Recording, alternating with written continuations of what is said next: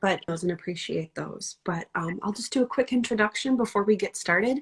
My name is Dana Hageman. I'm with American SPCC, and we are a national nonprofit dedicated to raising awareness of the lifelong impacts of childhood adversity, with the end goal of really trying to end child maltreatment by lifting up parents, caregivers, and everyone who's in a child's life who can have a positive effect and memory and all of that in that child's life. And we are so excited here to be joined today by the newest member of our trusted parenting network, Sarah Moore from Dandelion Seed. Sarah, do you want to say a little bit about who you are and what you do? Sure. Well, number one, thank you for having me. I fully appreciate and respect and see the need for the work that you do. So I am super duper grateful for all the work you do. I, as you mentioned, am Sarah of Dandelion Seeds Positive Parenting. I am a certified positive parenting coach and master trainer. I am an author with a book coming out in a couple of months. I have studied everything from improvisational comedy to interpersonal neurobiology and a whole lot of things in between, negotiation skills, you name it. I have worked with teeny tinies all the way up to the great bigs and everybody in between, not to mention 20 years in corporate America. So I am just super happy to be here and support parents and meet them wherever they are.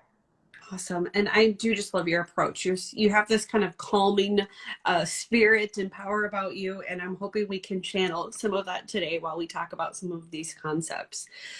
Sarah, I thought we could start with this concept that I feel like is getting more attention in recent years, and this idea of holding space.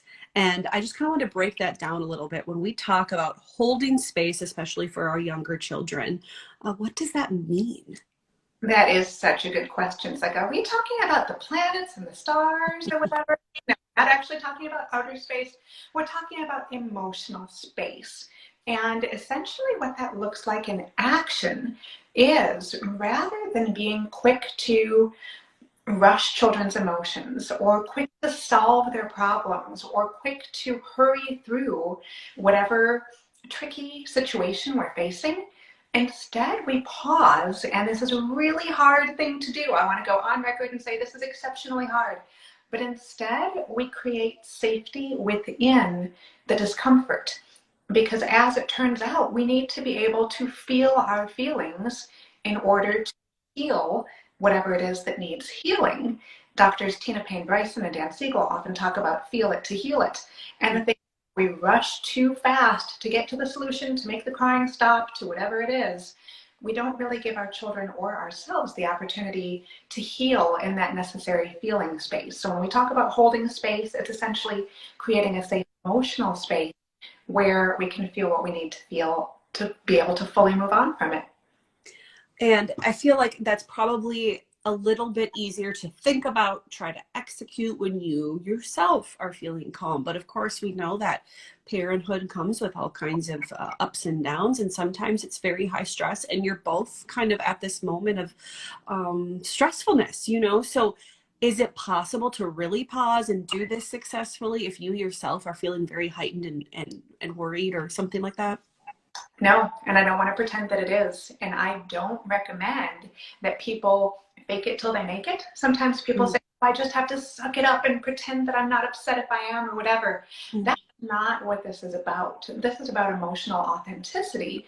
But while we're being emotionally authentic, also doing no harm, emotionally, physically, or otherwise. So we still get to have our feelings, but rather than, for example, let's say I'm feeling really angry inside, rather than taking my anger out on my child, instead I say, I feel really angry and I need to find something constructive to do with my anger. That way I am still being true to my nervous system. I'm still being emotionally authentic, but I'm finding a different channel, so to speak. Instead of taking it out on my kid, I find something else to do with the anger to help feel it, number one, as I mentioned, and number two, to help diffuse it so that I don't end up taking it out on my child. So do you have an example of when this has maybe worked for a parent or caregiver where it could have went one way and they paused and they channeled it another direction? Yeah, absolutely. In fact, I'll volunteer myself as the parent. One of the first things that people notice about me, I hope, and I've been told this anyway, is that I will be the first to admit I am not a perfect parent. I don't expect anybody else to be a perfect parent. So here's an example of how this went down in my house just a couple of weeks ago. So it was dinner time. We were running late for dinner. Perfect combination for stress, right? So I was standing in the kitchen with my feet planted at the sink, calling to my daughter, who was one room over in the living room playing, "Come wash hands. It's time for dinner. Hey, come wash hands." Well, 50 times later, I'm starting to feel angry, like nobody's coming, crickets in here. And yet I realize, I know from being a parenting coach that when my feet are glued to the ground, that is not the way to connect me to my child. She will do much better if I physically walk over to her, engage with her, gently encourage her to come with me to the sink. That would have saved a whole lot of emotional strife for both of us. However, I was tired and hangry too, so it didn't occur to me. There's, example number one, being a real person here. So standing at the sink, feeling my anger rising in my body of how hard is it to just come wash your blankety blank hands, right? So I noticed, number one, I am not really a yeller, but I noticed the stress in my voice increasing. And the more stressy Mommy Sarah was sounding, well, of course, the less my child wants to come. What child in their right mind, or what adult for that matter, thinks, that person's sounding really stressed. I just really want to walk right over to them and like put my toes in that fire. Not so much, right? I don't blame her one bit. But I was hearing my voice starting to rise. I was hearing my tone get grouchy. And I realized I, number one, am angry. Number two, this anger wants to come out. And number three, it's going to sound like yelling really soon if I'm not careful about this. So what can I do with it? So instead of yelling at my child to hurry up and get over to the sink, I instead started to allow myself, I gave myself permission to yell, which is what my body wanted to do. But rather than yelling at her or being punitive about it, I used my loud voice to say, "I am so worried we're going to have that penguin problem again." And I thought, what did I just say? I have no idea where that came from. That was so totally random. But next thing you know, I have a child who is standing next to me with twinkle in her eye saying, "What penguin problem?" Like, oh, okay, I have something I can work with here. So next thing you know, I'm waddling to the sink like a penguin, and I'm worried that my flippers are going to have, not enough water on them. Penguins need to keep their flippers wet, I decided in the moment. So now she's washing her flippers along with me, and it turned playful. But the reason it worked so well is, number one, I realize I'm numbering things a lot in our conversation. I don't have to number things. Again, being human here. But I was able to honor my body, say, I have a desire to get my big feelings out, but the thing that I'm choosing to yell is nothing that's going to blame or shame or punish. Instead, I'm going to yell, but I'm going to yell something goofy that actually is going to end up being playful and engaging, because the end goal is not to make my child feel badly about not coming to dinner. I want to get our hands washed. Mm-hmm. Grateful for you. Totally. And it's like the power of humor, right? And being goofy and whatnot. And I feel like there's a period where if you're escalating into frustration, if you get too far, it's probably hard for you to go there. But if you can take that moment, maybe while you have that conscious decision point to say, let's make a joke, let's do a goofy voice or whatnot. Do you find that quite often you're surprised by the results of just being silly? Not only, well, number one, huge yes. And I'm numbering things again. It's okay. This is like, numbering is the theme for today. Okay. Not only does it make things happen more easily with my child, but I'm also often really surprised by how much it helps my stress level. When I take time to loosen up a little bit, I feel better, and then I'm a better parent because I'm not as inclined to be grouchy or short-tempered or whatever, because I feel better with play as well. This does not have an upper age limit by any means. Absolutely. When we were talking about this in advance of our conversation today, we talked about trying to be calm and knowing that you're never going to be perfect. And you said something really powerful about everyone's on their own journey and no one's perfect. And I would just love for you to kind of expand on that a little bit, because I think sometimes, especially if you are in tune with parenting books and parenting folks on Instagram or Facebook or wherever it might be, sometimes it can feel like everyone else has it figured out and I don't. And you just had a really, cool way of talking about that I would love to hear more about. Thank you. Yeah, for sure. It is a journey, not a destination. This is not something where I will ever challenge anybody to say, were you totally all day today? Fantastic. You get a gold star. It's not about that. What we want instead are moments of safety and emotional security. And eventually we want to accumulate enough of these moments together that overall our average is pretty good.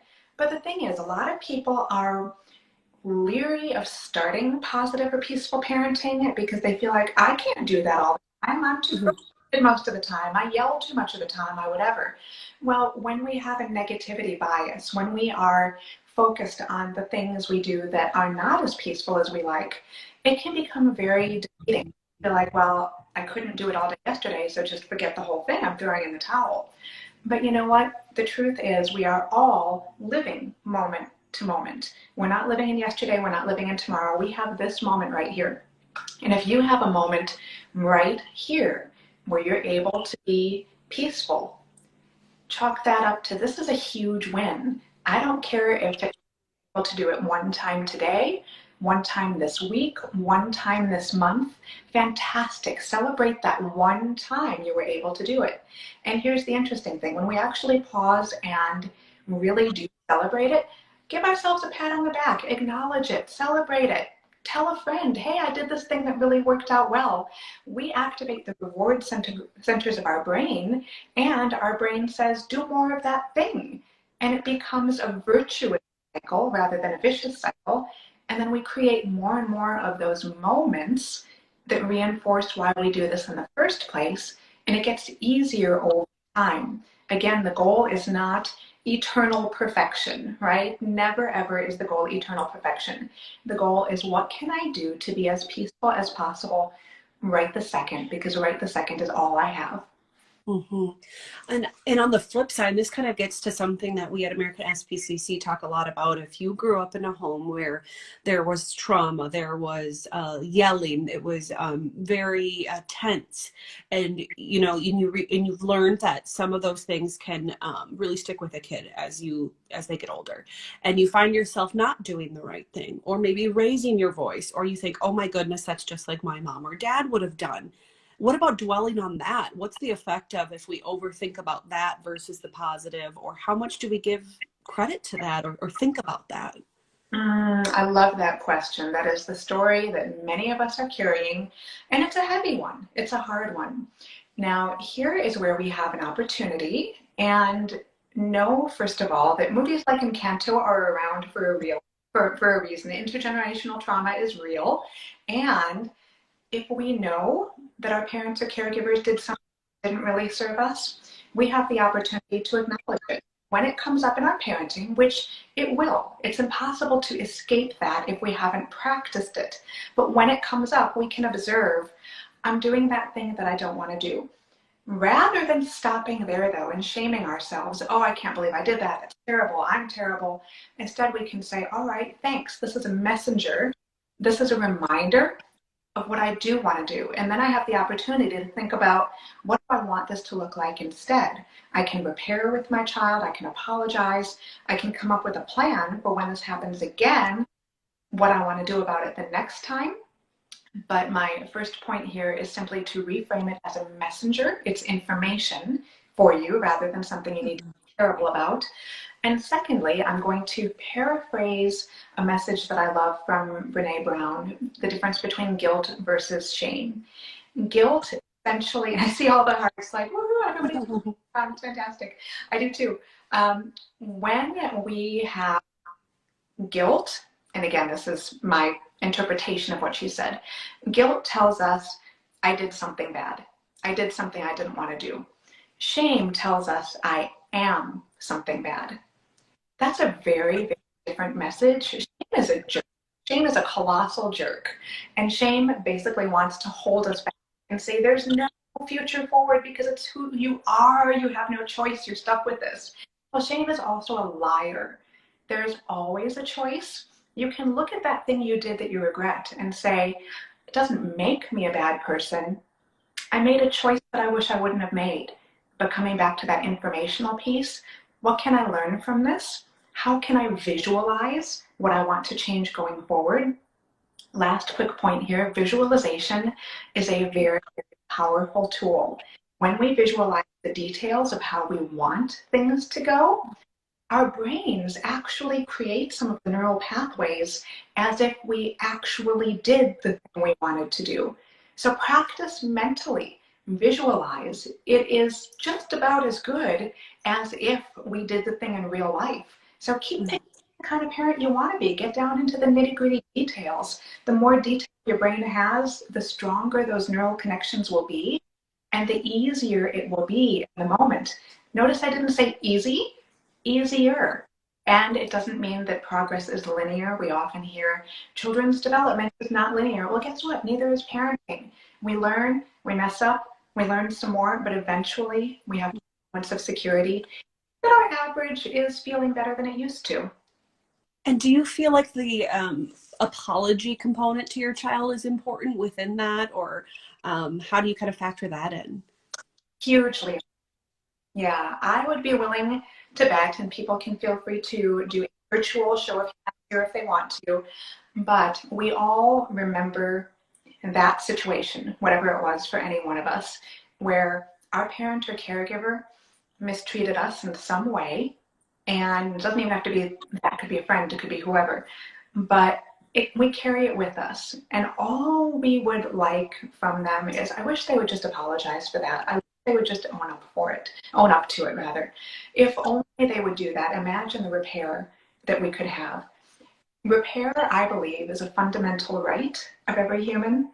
And when we have wronged somebody, it's our obligation to meet that right for the child who deserves to be apologized to, who deserves, you matter. I made a mistake and I'm going to show you how to recover from the mistake instead of having to carry around the pain of a lack of repair forevermore. Absolutely, repair is huge and a necessary and vital part of healing, no matter how long it's been. I don't care if it's been 5 minutes, it's been 50 years. If it's something you need to apologize for, go do it. Person may not even accept your apology, but you will know that you made the attempt and you don't have to carry that around anymore. So powerful. You know, when we're talking about how to treat small children, so much of this applies about how to treat your friends, your family, your peers, your coworkers, everything. So really powerful advice in that sense. And we also briefly talked, I want to make sure we have time to chat about this before we have to wrap up in the last 10 minutes, about some physical techniques that parents and caregivers can use if your child's feeling overwhelmed, stressed, going through one of those difficult moments, and you yourself feel teetering. What can I do to calm myself down to be able to be the person they deserve right now? And you talked about getting your body involved in some other things. Could you talk about some of those physical techniques that could help? Yeah, for sure. And briefly, first of all, why is it important to involve your body? Well, because your body is the one who's giving you the messages. Your body is the one that's telling you, I'm stressed, I'm angry, I'm sad, I'm whatever. So if we pretend that we are robots and, oh, I just flip a switch and suddenly I'm a calm parent, well, it's a lie. You've got a body here that's essentially a machine that's telling you what you need. So when we engage our body in being a part of the solution and staying peaceful, more likely to work. So first thing I recommend is pause. Keep in mind, unless it's actually an emergency, it's probably not an emergency. So pause if you notice yourself starting to have a big emotional response to something. Check in, see where you feel you're holding your stress in your body. Some of us hold it in our gut, some of us hold it in our, our chest or our shoulders or whatever. First, just take a couple of breaths in there. It's going to feel totally fake, and your nervous system doesn't care if it's fake. Your nervous system says, yes, I needed some oxygen to that part of my body. When we are in fight or flight, the body does everything it can to conserve oxygen. So we will breathe shallowly. We are prepared to be on the offensive. But start sending the message to our body simply through our breath to that place where we're holding our stress, wherever it may be. Hey, oxygen can be here. We start essentially overriding our limbic system and saying, no, there's actually more safety here than you realize. In that moment, you have approximately 6 seconds, according to brain science, approximately 6 seconds while you can take that pause before you, what Nancy will call flipping the lid. In other words, just you lose your you know what, and you start reacting rather than thinking about how you want to be. So in those 6 seconds, you can take your breath. You can also do large muscle movements. This is really, really helpful because, again, if you are in fight or flight, your body wants to activate, your body mobilize. So what does this look like? This might be, and what do you know, I wasn't planning this. This is improv at its best. I have behind me right now a really, really heavy chair. I am going to go and pick up this chair and put it in front of me, and I'm going to just push down on it as hard as I possibly can. I'm engaging my large muscle groups in something. Now, I don't want you to take it toward a chair, toward a child rather, lest the child think, oh, what is my angry parent going to do with that? But I want you to just bring the chair somewhere. Push your body down on it. You can use a wall. You can use a kitchen counter. Use anything immobile and just exert all your energy on it. And your body will get the signal, all right, I'm using the large muscle groups that I am designed to engage. And now that I have released some of that energy, I actually have less left over to impart my child in suboptimal ways. So use your body. You can do jumping jacks. You can even just do a big old stretch. Hey, play along at home if you want to. Do a couple of big old stretches. When you stretch, your body releases all sorts of happy hormones. You can do all sorts of things that start right here before you even engage with your child.